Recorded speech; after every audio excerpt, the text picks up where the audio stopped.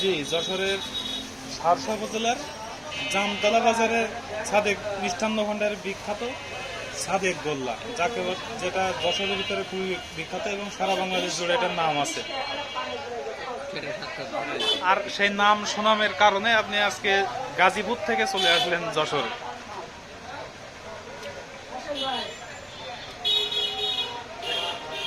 কি একটা স্বাদ আছে না, তুলার মতো নরম, কিন্তু ভাঙতেছে না। কিন্তু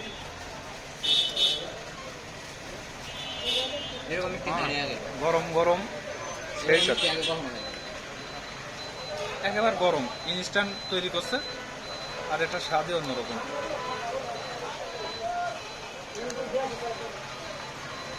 গরম